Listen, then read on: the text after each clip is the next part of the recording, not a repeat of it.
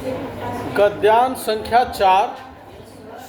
भगवान श्री कृष्ण सर्व कला संपन्न पूर्ण पुरुष च आसीत्।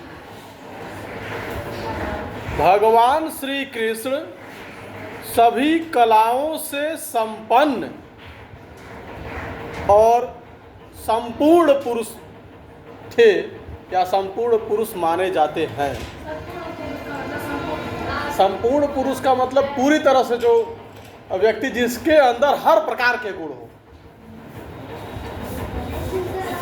यस, भगवान श्री कृष्ण सर्व कला संपन्न पूर्ण पुरुष च आसीत्। भगवान श्री कृष्ण सभी कलाओं से संपन्न और पूर्ण पुरुष थे। वही तो बताए हैं अभी कि ऐसे व्यक्ति या ऐसे पुरुष जिनके पास हर प्रकार का गुण हो उनको सर्वकला संपन्न और पूर्ण पुरुष कहते हैं।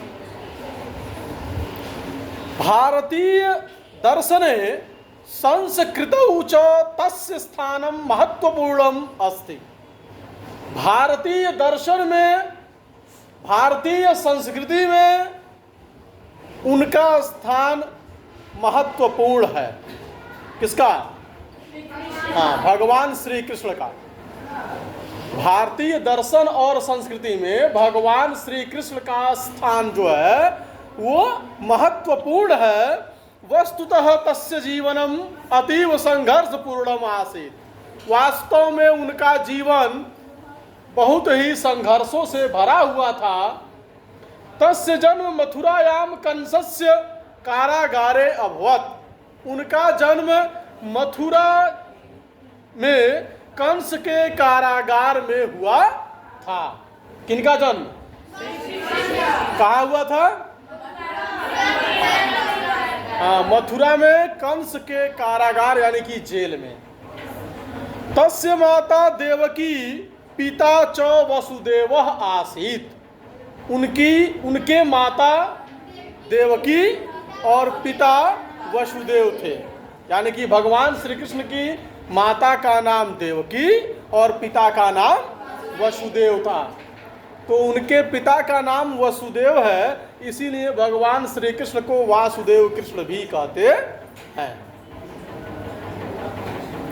यदा देवकी तस्य रक्षार्थं प्रति प्रार्थयत तदा वसुदेवः तं शूर्पे स्थापयित्वा यमुना नदीं त्रित्वा गोकुले नंदस्य गृहम् अनयत तस्मै च समर्पितवान्। जब भगवान श्री कृष्ण की माता देवकी जी ने वसुदेव जी से प्रार्थना किया तो वसुदेव जी उनको एक सूप में लेकर, सूप जानते हैं ना, जिसमें चावल वगैरह लोग लेकर इसमें से कोई फटकते हैं या कुछ अननेसेसरी थिंग्स उसमें है तो उसको निकालने का काम करते हैं। इसे छठ में भी यूज होता है उसको। तो सूप में उनको रखकर यमुना नदी को पार करके गोकुल में नंद जी के यहाँ जाकर, यानी कि नंद जी के घर लेकर गए और उनको समर्पित कर दिए। यानी कि वसुदेव जी ने भगवान श्री कृष्ण को यमुना नदी पार करके गोकुल जाकर नंद जी को समर्पित कर दिए, यानी कि नंद जी को दे दिए। तत्रैव भगवतः श्री कृष्णस्य बाल्यकालः व्यतीतः। वहाँ ही भगवान श्री कृष्ण का बाल्यकाल यानी कि बचपन का समय व्यतीत हुआ। कहाँ? गोकुल में। कहाँ? हाँ, गोकुल में नंद जी के घर। असौ गोवर्धन पर्वते गाह चारयन एकदा इंद्र प्रकोपात व्रजम अरक्षत। भगवान श्री कृष्ण ने गोवर्धन पर्वत पर गायों को चराते हुए एक बार इंद्र के क्रोध से ब्रजवासियों की रक्षा किए। जैसे आपने गोवर्धन पर्वत की कहानी सुनी होगी, तो गोवर्धन पर्वत को भगवान श्री कृष्ण ने अपने उंगली पर उठाया और अत्यधिक बारिश की वजह से परेशान गोकुलवासी ब्रजवासी उन लोगों को उस बारिश से, उस जल से, उस पानी से बचाए। कंस, शिशुपाल, जरासंधादीनाम शक्तिमताम शत्रुणाम वधम कृत्वा सह तेषाम दुराचरेभ्यः प्रजा अमोचयत। कह रहे हैं कि कंस, शिशुपाल, जरासंध नाम के जो शक्तिशाली शत्रु थे उनको मारकर उनके अत्याचार से जो प्रजा दुखित थी, यानी कि उनके दुराचार से, उनके अत्याचार से प्रजा जो दुखी थी उनको छुड़ाए। यानी कि कंस, शिशुपाल, जरासंध आदि शक्तिशाली जो राजा थे और जो शत्रु थे उनको मारकर उनके अत्याचार से, उनके दुराचार से प्रजा को मुक्त किए। श्री कृष्ण न केवलम योद्धा आसीत् अपितु परम दार्शनिकः अपि आसीत्। भगवान श्री कृष्ण जो है केवल योद्धा ही नहीं थे बल्कि बहुत बड़े दार्शनिक भी थे। भगवान श्री कृष्ण जो है योद्धा ही नहीं बल्कि बहुत बड़े दार्शनिक भी थे। बता रहे हैं, कौरव पांडवयोः युद्धे सह अर्जुनम आत्म परामात्म विषय यद उपादिशत तद्यापि गीतायाः माध्यमेन अस्मान उपकरोति। दार्शनिक का मतलब जो देश दुनिया में किसी भी प्रकार के चीज को या किन्हीं भी प्रकार के चीज़ों को कैसे रखना है, कैसे समझाना है, कैसे बताना है और इतने प्रभावशाली ढंग से कोई बात कहे कि चाह कर भी उसे जल्दी से कोई मना ना कर पाए। अब उनकी बात को वही मना कर पाएगा जिसकी मृत्यु निकट आ गई हो। तो इतने बड़े दार्शनिक कि कैसे चीजों को सेटल करना है, कैसे लोगों को समझाना है। तो ही कह रहे हैं कि भगवान श्री कृष्ण केवल योद्धा ही नहीं थे बल्कि बहुत बड़े दार्शनिक भी थे। कौरव और पांडवों के युद्ध में अर्जुन को भगवान श्री कृष्ण ने आत्म और परमात्मा या आत्मा और परमात्मा का ज्ञान दिया।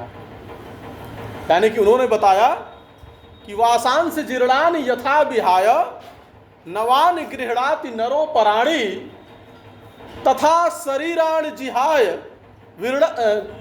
तथा शरीराणि विहाय जीर्णान्यानि संयाति नवानि देहि।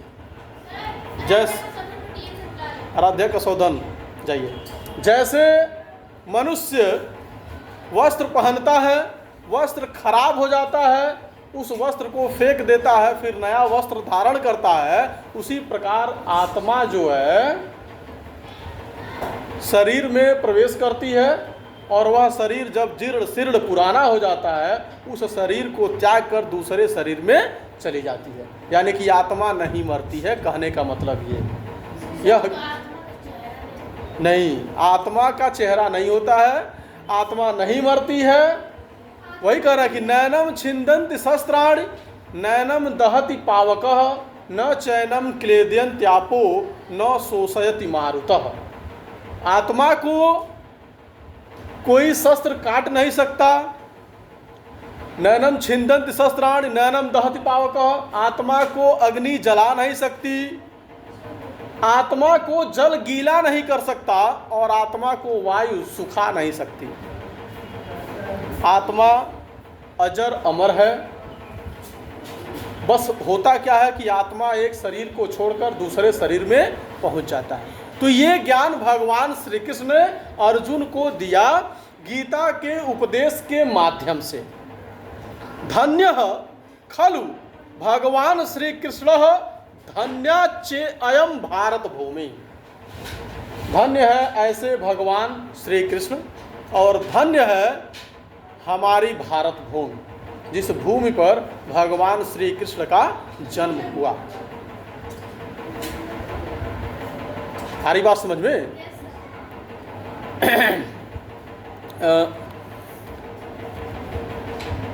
भगवान श्री कृष्ण को इसीलिए सर्वगुण संपन्न कहा जाता है या सर्वकला संपन्न कहा जाता है कि उनके पास सभी सवालों का जवाब था।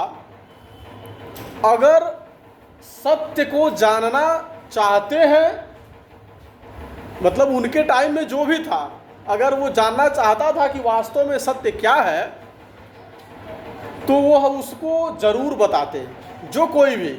लेकिन जो नहीं सुनना चाहेगा उसके लिए तो कोई कुछ नहीं कर सकता। और वही कहते हैं ना कि विनाश काले विपरीत बुद्धि। तो जिसका विनाश आ जाता है तो बुद्धि भ्रष्ट हो जाती है, फिर तो वही होगा जो नहीं होना चाहिए। तो चलिए प्रश्न है, वसुदेव कृष्णम कस्य गृहम अनयत? वसुदेव कृष्णम कस्य गृहम अनयत?